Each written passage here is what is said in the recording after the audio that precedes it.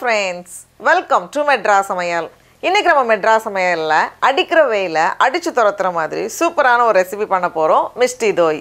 இது பண்றதுக்கு நம்ம வீட்ல இருக்கக்கூடிய மூணு பேசிக் பொருட்கள் போதும். ரொம்ப சூப்பரா சுலபமா செஞ்சு முடிச்சிடலாம். இத சாப்பிடுறதுக்கு ரொம்ப கிரீமியா, ரொம்ப நல்ல ஒரு டெசர்ட் சாப்பிட்ட ஃபீல் இருக்கும். இது பண்றதுக்கு ஃபர்ஸ்ட் வந்து நம்ம தயிரை ரெடி பண்ணனும். அதுக்கு நான் இன்னைக்கு வந்து நல்ல கெட்டியான தயிர்ல 1/4 கப் எடுத்துர்க்கேன். புளிப்பில்லாத நல்ல கெட்டியான தயிரை எடுத்துக்கோங்க. இதை வந்து ஒரு துணி அப்படி இல்லைனா ஒரு மெல்லிசான வடிகட்டியில் மாற்றிட்டு கொஞ்ச நேரம் இதை வந்து நம்ம அப்படியே வச்சிட்டோம் அப்படின்னா அந்த தயிரில் இருக்கிற எக்ஸ்ட்ரா தண்ணியெல்லாம் நமக்கு வந்து வந்துடும். நமக்கு வந்து நல்ல கெட்டியான தயிர் வேணும். இப்போ அடுத்தது நம்ம வந்து பாலை காய்ச்சிடலாம். அதுக்கு நான் இன்னைக்கு வந்து 3 கப் தண்ணி சேர்க்காத கெட்டியான பால் எடுத்திருக்கேன். இது வந்து 3/4 லிட்டர். நான் வந்து 250 ml கப்பில் மெஷர் பண்ணுறேன். இப்போ இந்த மாதிரி பால் நல்லா கொதிச்சதுக்கப்புறமா இதை வந்து ஒரு 10லேருந்து 15 நிமிஷம் போல் அப்படியே நம்ம வந்து காய்ச்சிட்டே இருக்கணும். நம்ம வந்து 3 கப் பால் சேர்த்துருக்கோம். அது வந்து கிட்டத்தட்ட ஒரு 1.25 கப் கிட்ட வர மாதிரி நம்ம வந்து குறைய வைக்கணும். அப்பப்போ கலந்து விட்டுட்டே இருக்கலாம். அப்போ தான் வந்து அடி பிடிக்காமல் நல்லா வரும்.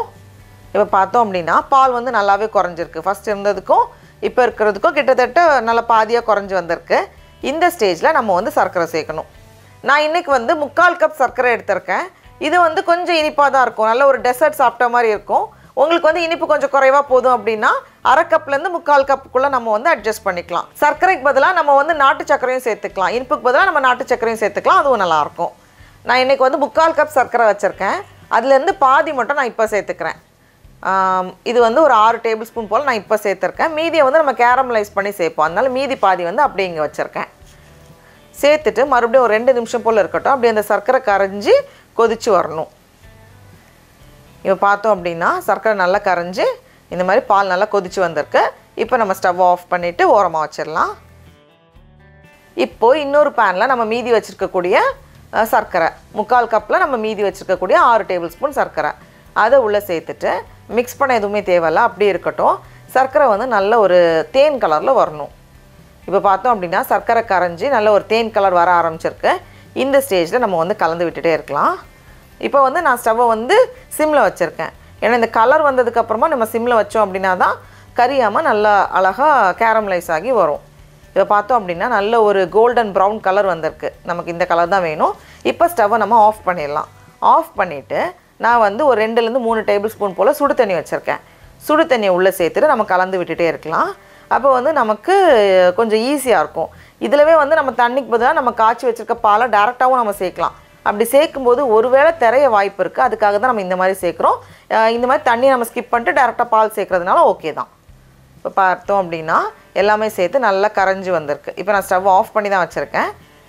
இந்த மாதிரி எல்லாமே கரைஞ்சி வந்ததுக்கப்புறமா நம்ம ரெடி பண்ணி வச்சுருக்கோம்ல, நம்ம வந்து குறைய வச்சுருக்க பால் அப்படியே உள்ளே சேர்த்துட்டு நம்ம கலந்து விட்டுட்டே இருக்கும்போது பால் வந்து திரையாது நமக்கு. இது வந்து 1 நிமிஷம் போல் கொதிக்கட்டும். அதுக்கப்புறமா நம்ம ஸ்டவ் ஆஃப் பண்ணிடலாம். இதிலே நீங்கள் விருப்பப்பட்டீங்கன்னா வாசனைக்காக நம்ம வந்து ஏலக்காய் தூளும் சேர்த்துக்கலாம். நான் சேர்க்கலை. இப்போ இந்த மாதிரி நல்லா ஒரு வாட்டி கொதித்து வந்ததும் நம்ம ஸ்டவ்வை ஆஃப் பண்ணிடலாம். இது வந்து கொஞ்சம் ஆறுனதுக்கப்புறமா தான் நம்ம வந்து தயிரோடு சேர்க்கணும். அதனால் ஆறட்டும். இப்போ நம்மளோட தயிர் பார்த்தோம் அப்படின்னா கீழே வந்து ஃபுல்லாக அப்படியே அந்த தண்ணியெல்லாம் கீழே வந்திருக்கு. இந்த நல்ல கெட்டியான தயிரை வந்து ஒரு பவுலில் மாற்றிக்கோங்க. மாற்றிட்டு இதை வந்து ஒரு ஒயர் விஸ்கோ இல்லைனா வந்து ஒரு ஃபோர்க்கோ ஏதாச்சும் வச்சு நம்ம நல்லா கலந்து வைக்கணும். கலந்து வைக்கும்போது நல்ல ஒரு அப்படியே கட்டி தட்டாமல் நல்லா க்ரீமியாக வரும். பாருங்கள், இந்த மாதிரி நம்ம நல்லா கலந்து விடுறப்பவே நல்ல ஒரு க்ரீமியாக நமக்கு வந்து கிடச்சிருக்கு. இப்போ இந்த ஸ்டேஜில் நம்ம ரெடி பண்ணி வச்சுருக்கிற இதை பார்த்தோம் அப்படின்னா நல்லா ஆறி இருக்கணும். ஒரு விரல் வச்சு பார்க்கும்போது ரொம்ப சின்ன குழந்தைங்க குடிக்கிற சூட்டில் தான் இருக்கணும். லேசாக வெதுவெதுப்பாக இருக்கும்ல, அப்படி தான். ரொம்ப சூடாக இருக்கக்கூடாது. இந்த மாதிரி லேசாக வெதுவெதுப்பாக இருக்குது. அது அப்படி கொஞ்சமாக சேர்த்துட்டு நம்ம கலந்து விட்டுட்டு அதுக்கப்புறமா அப்படி கொஞ்சம் கொஞ்சமாக எல்லா பாலையும் சேர்த்து நம்ம கலந்து விடுறப்போ நல்ல க்ரீமியாக இருக்கும் பார்க்குறதுக்கே. உங்களுக்கு வந்து ஏடெல்லாம் இருக்க வேண்டாம் அப்படின்னு நினச்சிங்கன்னா இதை வந்து நம்ம லைட்டாக வடிகட்டியும் சேர்த்துக்கலாம். பாருங்கள், இந்த மாதிரி நல்லா கலந்து வச்சுருக்கேன். இப்போ இதை வந்து நம்ம கிண்ணங்களில் ஊற்றி வச்சிடலாம். ட்ரெடிஷ்னலாக இந்த மாதிரி மண் பானைகளில் தான் பண்ணுவாங்க. அதனால் நம்ம வந்து இதுலேயும் பண்ண போகிறோம், சாதாரண பாத்திரத்தையும் நம்ம வந்து வைக்க போகிறோம். ஃபஸ்ட்டு வந்து இந்த மாதிரி 2 குட்டி மண் பாத்திரம் எடுத்திருக்கேன். இதில் வந்து நம்ம தயிருக்கு உர வச்சுருப்போம்ல, அதுலேருந்து கொஞ்சமாக எடுத்து இப்படி ஸ்ப்ரெட் பண்ணிக்கோங்க. அப்போ வந்து இன்னும் கொஞ்சம் கூட ஈஸியாக வந்து அந்த கெட்டி ஆகும். பாருங்கள், இந்த மாதிரி தேய்ச்சி வச்சுருக்கேன். இப்போ இதில் வந்து நம்ம ரெடி பண்ணி வச்சுருக்கோம்ல அதை வந்து அப்படியே நமக்கு தேவையான அளவு சேர்த்துடலாம். நான் இதில் வந்து 2யுமே வந்து ஒரு 3/4 இருக்கிற மாதிரி ஃபில் பண்ணி வச்சுருக்கேன். வச்சுட்டு இதை மூடி வச்சுக்கோங்க. அதே மாதிரி இன்னொரு பாத்திரத்தையும் நான் ரெடி பண்ணி வச்சுருக்கேன். சாதாரண ஒரு இதில் இதுவும் கீழே கொஞ்சம் தயிர் வச்சுட்டு மேலே வந்து அப்படியே நம்ம இதை ஊற்றிட்டு மூடி வச்சிட வேண்டியது தான். மூடி வச்சுக்கோங்க.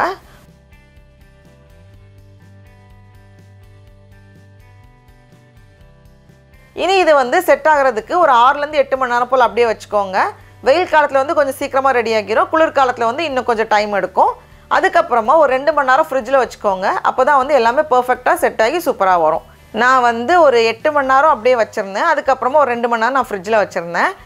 இப்போ இதை ஓப்பன் பண்ணி பார்க்குறப்போ பாருங்கள், எல்லாமே செட் ஆகி நல்லா வந்திருக்கு. அப்படியே கை வச்சா கையில் எதுவும் ஒட்டாது, கரெக்டாக செட் ஆகியிருக்கு.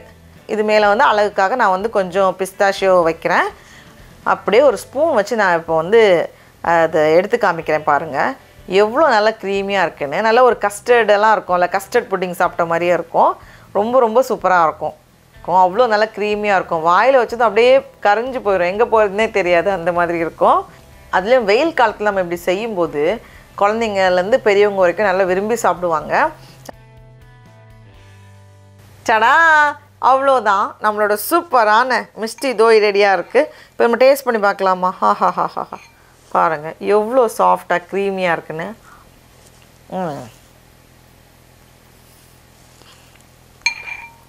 சான்ஸே இல்லை, சாப்பிட்டுக்கிட்டே இருக்கலாம். ரொம்ப ரொம்ப நல்லாயிருக்கு. நீங்களும் கண்டிப்பாக இந்த ரெசிபியை வீட்டில் செஞ்சு பாருங்கள். உங்களுக்கு இந்த வீடியோ பிடிச்சிருந்துச்சுன்னா மெட்ராஸ் சமையலுக்கு சப்ஸ்கிரைப் பண்ணுங்கள். நாவின் சுவை எறும்புகள் மலரட்டும்.